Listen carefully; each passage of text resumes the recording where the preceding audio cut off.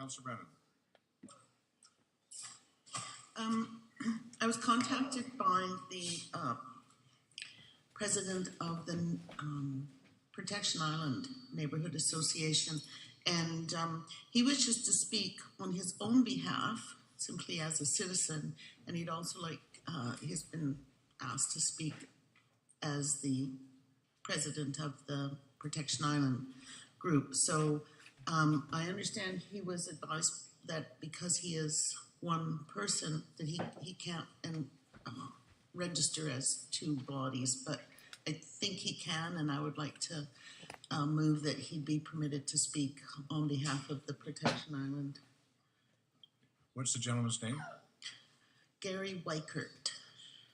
And don't ask me how to spell it. Councillor Bestwick. Can Ms. Gurry provide us with the legislation on such? Oops. Thank you, Your Worship. Through you to Councillor Bestwick. Mr. Wykeham has requested this before, and the last time he was told that he could speak as both the president of the Protection Island and as himself if he requested by council, and council allowed it. So our current practice is that you can only sign up once to speak. So if council chooses, they can allow him to speak twice. Okay. Just a follow-up then, please. So is that made well aware to all delegations somehow through our procedures and our websites and our information, that if you wish to speak twice, you simply, and particularly when there's a subject matter that will have a number of delegations, so does that mean 2 times 5 minutes? It's council's pleasure whether they allow him to speak twice, and every time we've had a delegation request to speak twice, we've let them know that no, you can only speak once unless council allows or requests that you speak twice. Thank you. Thank you, Councillor Hong. Thank you. As much as I would like to hear people speak, I'm gonna not approve this request because this gentleman has come up before us and we've already allowed him to speak twice, one time already. Knowing the rules, he could have asked somebody else from the Protection Island to speak on his behalf. All he was going to do is read out something from Protection Island Association, so then he could have spoke as himself. So I don't think it's fair. We've let him do it once. Now he's asking us to do it again. I can't see that being fair to others. And I think, like I said, as an association as a whole, there are other members on the association that can speak for that association. Thank you. Thank you, Councillor Hong. Councillor Brennan. It seems to me that that this is the wrong interpretation. In any other situation, a person who represents as themselves is that person. They are Joe Smith. In this instance, he's not Joe Smith. He is president of the Protection Island Ratepayers or Neighborhood Association. Those are two distinct things. The fact that it's the same guy is really not of concern to us, or at least shouldn't be of concern to us. He is here on his own behalf, and as it happens, he is here on behalf of the Ratepayers Association or the Neighborhood Association. Those we have to see those as two distinct things. Complicating that, this is not just an ordinary situation where you live in Departure Bay and you knock on your neighbor's door and say, look, I happen to be the president of the society, but you know, they're telling me this at City Hall. Can you appear and read this out? This is Protection Island.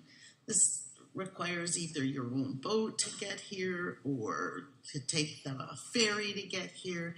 And it seems, I have to say, if what we're doing here is asking for the public to come and talk to us and tell us what they think about our proposal, then to try to cut them off on a technical point seems, one, to simply be wrong in law, and two, to simply be wrong in the practice of consulting with your population. Thank you. So before we get into any further debate on this item, we need to have a motion on the floor. Section 49 of bylaw 7060 is very clear. Any one or more of the rules and orders contained in this bylaw may be temporarily suspended by an affirmative vote of the majority of all council members. So that allows us to vary our bylaw, our procedure bylaw. What we need to do is, rather than get into further debate, that we get a motion on the floor that's properly seconded, and I'll call the vote on it. So I move that Mr. Wickham be permitted to speak on behalf of the Protection Island. Okay. Moved by Councillor Brennan, seconded by Councillor Pratt. I'm going to call the question immediately. All those in favor? Opposed? Show that Councillors Kip, Fuller, Thorpe, Bestwick, and Holm are opposed. Motion fails. Actually, I'm on the speaker's list. There's a motion on the floor with a seconder, and you have my name on your queue, and I would have liked to have addressed it once the motion was on the floor. That is procedure.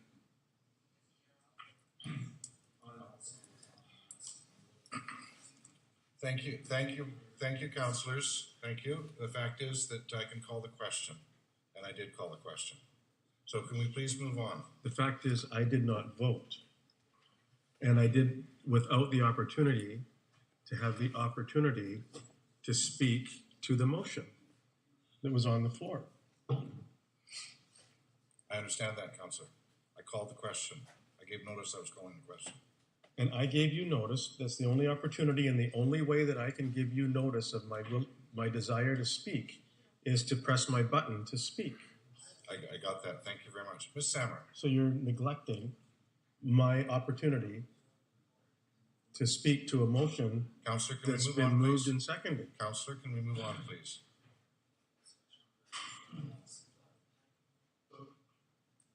Councillor, pardon me, Ms. Sammer. Certainly, I was just going to ask the city clerk to give us a ruling on procedures. So the motion was voted on. The mayor called the question, and so I believe we should move on at this point because he did call the question and what the vote was taken. Thank you. Thank you. So can we have a motion for the adoption of the agenda as amended, please?